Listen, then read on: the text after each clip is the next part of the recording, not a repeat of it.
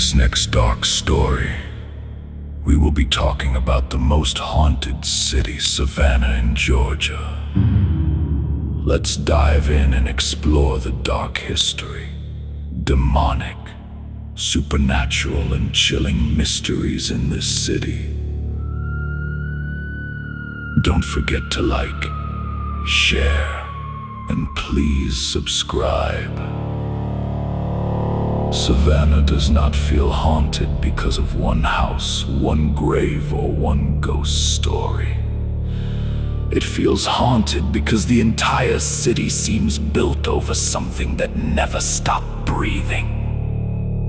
Founded on a bluff above the river, wrapped in Spanish moss, old brick iron gates, and cemeteries that look too beautiful to be safe, Savannah carries war, plague, slavery, fire, murder, grief, and burial grounds beneath its polished southern charm. By daylight, the squares look peaceful. By night, they feel watched. The air turns wet and heavy. The oak branches hang like black fingers, and the old streets seem to remember every body carried through them. People come here for history, but many leave believing the city is not just haunted by the dead. It is possessed by memory itself.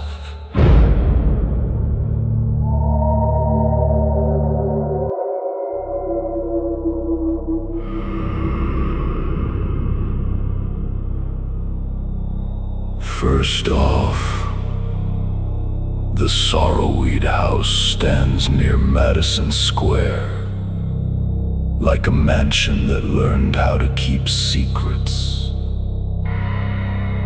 Its walls rise over ground tied to the bloodshed of the siege of Savannah, where men died screaming in smoke, mud, and cannon fire, long before the house ever opened its doors. That is the first layer of darkness. The second is inside. Guests and investigators have reported cold spots that move like living things, shadow figures sliding through rooms, and voices rising from the basement, and former slave quarters when no living person is there. The house feels less like a museum and more like a trap with elegant rooms above, buried sorrow below, and something patient waiting between the floors. The most terrifying stories are the ones that feel intelligent. Visitors claim the air changes in certain rooms as if the house notices them. A whisper brushes the ear. A footstep crosses an empty hall. A black shape appears at the edge of vision and disappears before the mind can name it. In the basement, the darkness is said to press against the body like damp hands, and people describe the sensation of being surrounded by grief that is not human anymore. In this version of Savannah's nightmare, Sorrel-Weed is not merely haunted by ghosts, it feels infected by them, as if generations of pain have gathered into one demonic presence that feeds on attention, fear, and the moment someone whispers, "Who's there?"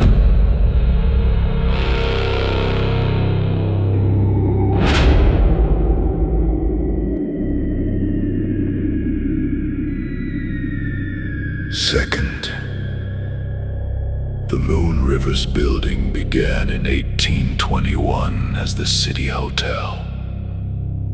But the old structure has never felt like a place where the past politely stayed buried. It has been connected to stories of yellow fever, death, violence, and spirits that seem far more aggressive than the usual drifting ghost.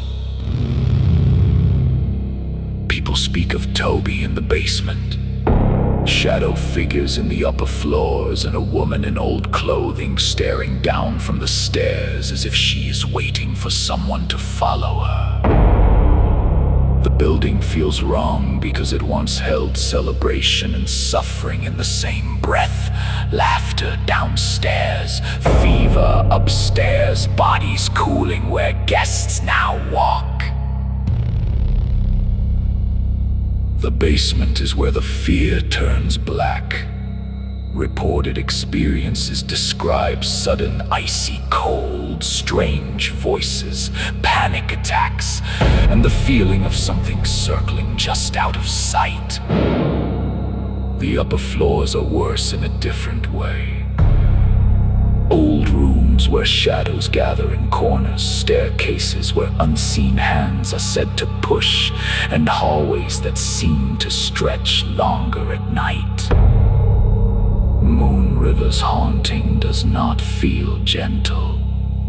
It feels territorial, like the dead are not wandering, they are guarding. And behind them, deeper than Toby, deeper than the woman on the stairs, there is the suggestion of something darker using those familiar ghost stories as masks. Something that does not want beer, prayers, or tours. It wants the living to come close enough to hear it breathe.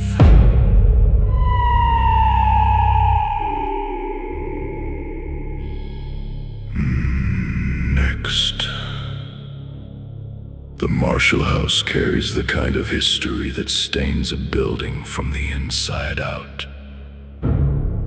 Built in 1851, it served as a hospital during the Civil War and during yellow fever outbreaks, meaning its rooms once held wounded soldiers, fevered patients, amputations, prayers, delirium, and death.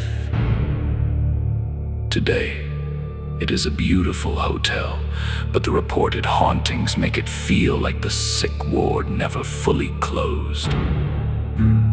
Guests have described phantom footsteps in the halls, children running where no children are present, faucets turning on by themselves, and ghostly figures appearing in corridors and foyers. It is the kind of place where the walls do not creak like old wood. They creak like a memory trying to stand up. At night, the Marshall House becomes most frightening because the hauntings feel intimate. A guest wakes to footsteps stopping outside the door. A bathroom faucet starts running in the dark. A shape passes the foot of the bed and vanishes into the wall. Electronics glitch without explanation, as if something unseen is touching the room from the other side. The scariest thought is not that soldiers or fever victims are still there. The scariest thought is that some of them do not know they died, and others know exactly what they are. In the black silence after midnight, the hotel can feel like a hospital ward suspended between centuries, where unseen nurses make their rounds. Children laugh from empty halls, and the dead keep checking rooms for bodies that are still warm.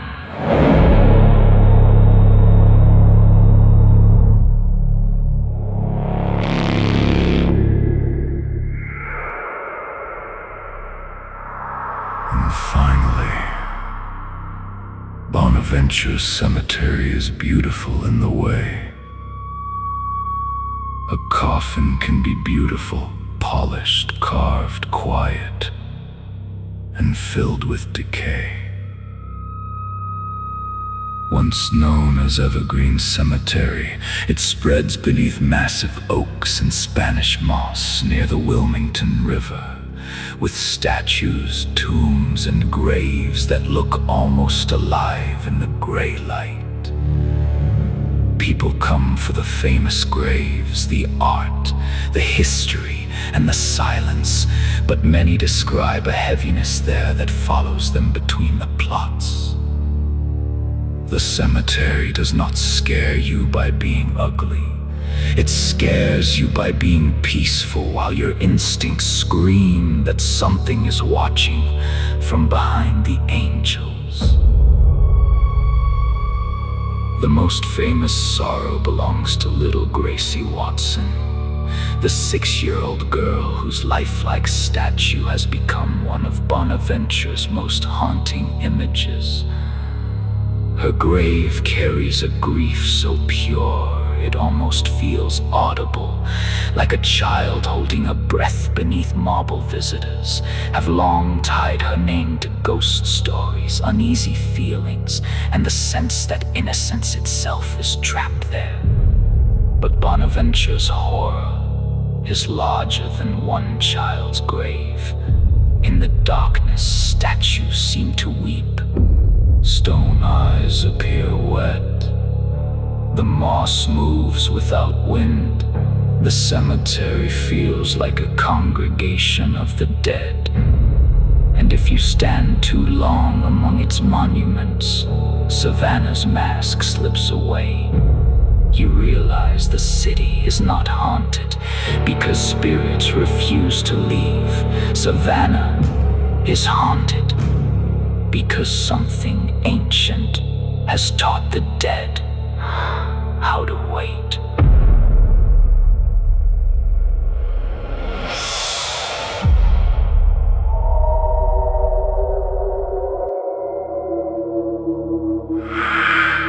Thank you for your continued support. Please subscribe, like, and share. Your support helps motivate us to keep bringing you more true haunted stories, terrifying legends, and chilling paranormal mysteries.